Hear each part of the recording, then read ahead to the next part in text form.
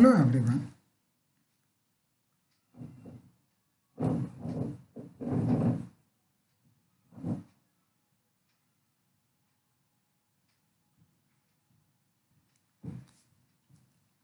तो जैसा कि आप देख पा रहे हैं, हम सभी ने कल 222 तक पॉलिटी में वन लाइनर पॉलिटी को पढ़ चुका है। तो आज हम लोगों की गाड़ी जो है 223 से आगे बढ़ेगी। तो चलिए हम लोग अपनी गाड़ी को आगे बढ़ाते हैं। तो 223 है Subhash Chandra Bose renamed what as शहीद एंड स्वराज। तो शहीद और स्वराज जो है किसके नाम को सुभाष चंद्र बोस ने रिनेम्ड किया था? तो उसका आंसर है हमारा the Andaman and Nicobar islands. Next है which party was founded by Subhash Chandra Bose in the year 1939 after he broke away from the Congress. यहाँ से हमें यह पता चला कि कांग्रेस को ब्रेक जो है उन्होंने कांग्रेस पार्टी को कब छोड़ा सुभाष चंद्र बोस ने? 1939 में। कब? 1939 में सुभाष चंद्र बोस जो है कांग्रेस पार्टी को त्याग कर पत्र दे दिया। ठीक है। तो सुभाष चंद्र बोस जैसे ही कांग्रेस पार्टी को त्याग पत्र दिए तो उसके बाद जो है उन्होंने एक अपना क्या है पार्टी का गठन किया। उस पार्टी का नाम है फॉरवर्ड ब्लॉक। क्या है? Forward block.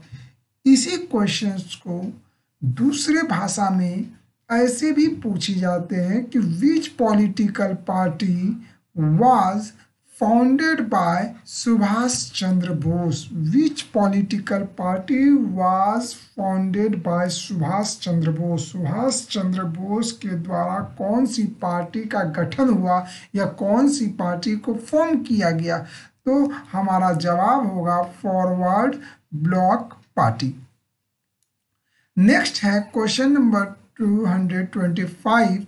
The Indian National Army. The Indian National Army was founded by. The Indian National Army किन्होंने फाउंड किया है?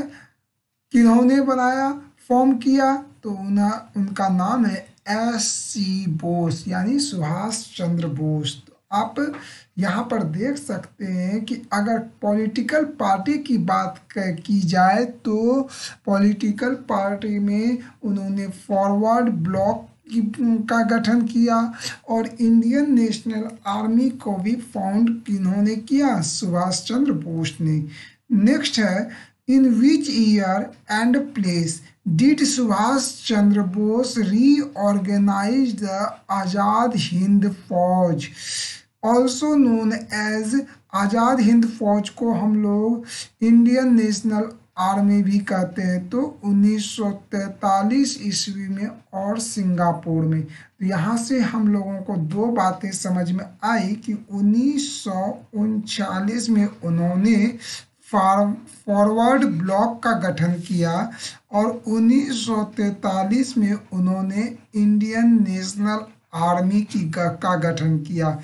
इंडियन नेशनल आर्मी के तहत इसे जो है आज़ाद हिंद फौज भी कहा जाता, आज़ाद हिंद फौज भी कहा जाता है। और जो है ये कहाँ? तो सिंगापुर में। ठीक है दोस्तों। नेक्स्ट है आप सभी देख पा रहे होंगे 9 क्वेश्चन नंबर 227 227 क्या कहता है? By what name was the women's regiment of the regiment कह सकते हैं आप of the Indian National army known. Indian National army में महिलाओं के जो रेजिमेंट बनाए गए थे उस रेजिमेंट का क्या नाम था? रानी झांसी रेजिमेंट। रानी झांसी रेजिमेंट। रानी झांसी रेजिमेंट।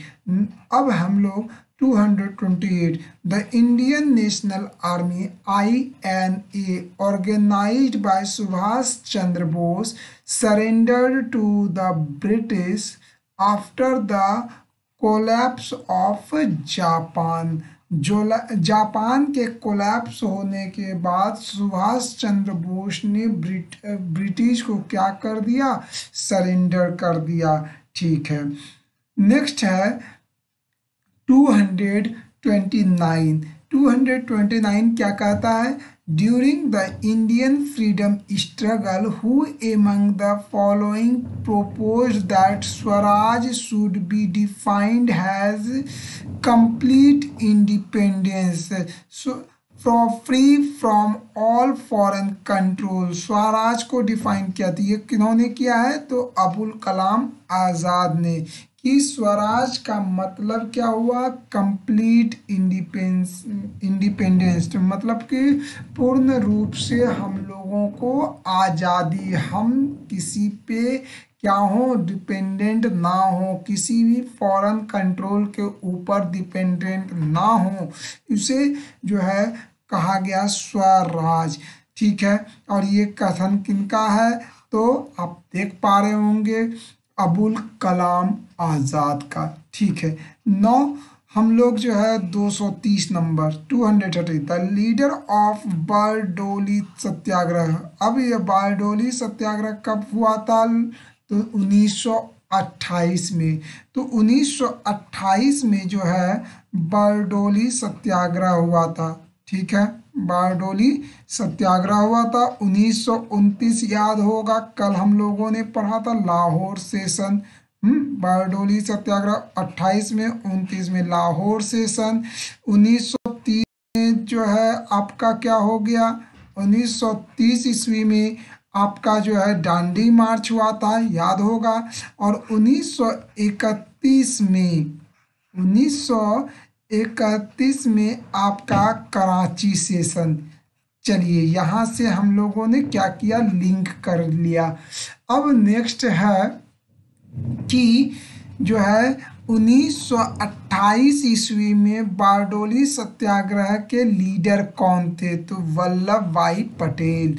कौन थे? सरदार वल्लभ भाई पटेल। तो सरदार वल्लभ भाई पटेल को हम लोग क्या कहते हैं? आयरन मैन भी कहते हैं। क्या कहते हैं? Iron man. ठीक है, नेक्स्ट है, और इन्होंने यूनिफिकेशन भी किया था इंडिया का, आप सभी को पता होगा। When did the British parliament pass the Indian independence bill? British parliament ने इंडियन इंडिपेंडेंस बिल कब पास किया? 1 जुलाई 1947। 1 जुलाई 1947 में। 1 जुलाई 1947 में। ठीक है दोस्तों, नेक्स्ट है, अब हम लोग आगे बढ़ते हैं। क्या है? The reference to Hindus in article 25। Article 25 में जो हिंदू से रेफरेंस दिया गया है, तो इसका मतलब हुआ of the constitution does not include. इस हिंदूज में पारसी इन्वॉल्व नहीं है, इंक्लूड नहीं है। ठीक है, नंबर 233। 233 में क्या है? Financial allocation for education was made for first time. कौन से एक्ट के तहत? 1813 के एक्ट के तहत। नेक्स्ट है, go back to Vedas. Vedas के तरफ वापस चलो। ये किनका स्लोगन या मोटो था? तो ये स्वामी दयानंद सरस्वती का कथन था। यह किनका कथन था? स्वामी दयानंद सरस्वती। ठीक है दोस्तों, आगे नंबर 235 नंबर क्या है 235 which of the following persons become vice president after serving as an acting president of India. यहाँ पे ध्यान देने वाली बात है कि बिकेम अ वाइस प्रेसिडेंट और एक्टिंग प्रेसिडेंट का काम किन्होंने किया है, तो ये हो गए Mohammad Hidayatullah. Hidayatullah 236 in 1921 a session of Indian National Congress was held when its president was in prison with some other leader acting as president. Who was Congress president in prison? तो कौन हो गए C R Das. C R Das 237 following the famous Quit India Resolve, the top Congress leaders were arrested on Quit India Resolve में जो है top Congress leaders जो है यानी सी आर दास जो है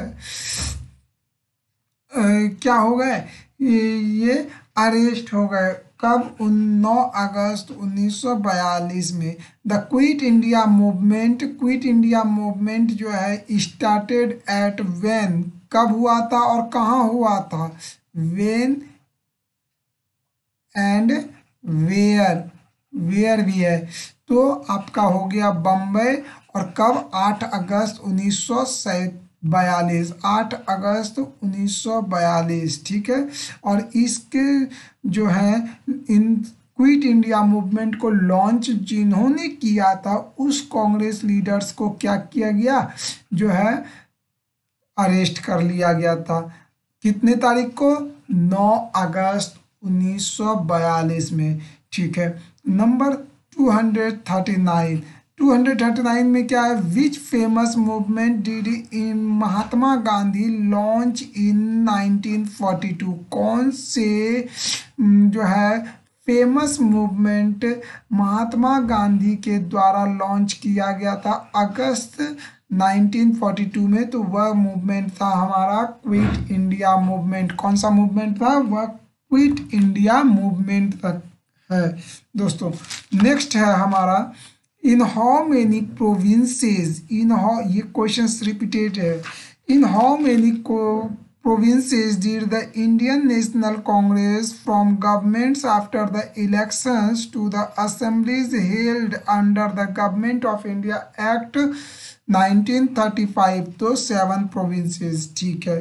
number 241 the Muslim League declared its goal of forming Pakistan in which city, तो 1940 कराची से सेशन ठीक है। 242 name the only Indian ruler who has died fighting the British, Tipu Sultan. Who was the first Muslim invader of India, तो मोहम्मद बिन कासिम। कौन, मोहम्मद बिन कासिम, पहला first Muslim invader of India Mohammad Qasim. और पहले Indian ruler जो कि या केवल और केवल एकलौता इंडियन रूलर है जो कि ब्रिटिश से लड़ते हुए इनकी जान चली गई, तो वो टीपू सुल्तान थे। चलो 244 द वर्ड्स सत्यमेव जयते, सत्यमेव जयते ये क्या है, जिस देवनागरी स्क्रिप्ट में लिखा गया है। Below the abacus of state emblem of India are taken from, ये कहाँ से लिया गया है, तो मंडूका उपनिषद, मंडूका उपनिषद से लिया गया है। सत्यमेव जयते शब्द कहाँ से लिए गए हैं, मंडूका उपनिषद से लिया गया है। 245 the design of the national flag of India was adopted by the Constituent Assembly on 22nd August 1947, 22nd अगस्त 1947 ये नेशनल फ्लैग को एडॉप्ट किए गए उसके डिज़ाइन को। Number 246, who gave the first draft of the constitution to the drafting committee to consider and improve, तो BN Rao. ठीक है। Next है 247, the final draft of the constitution वो किन्होंने प्रिपेयर किया था? SN मुखर्जी। किन्होंने? SN मुखर्जी। ठीक है दोस्तों, कल से हम लोग जो है कल जो है हम लोग इसके आगे हम लोग पढ़ेंगे। Thank you for watching this video.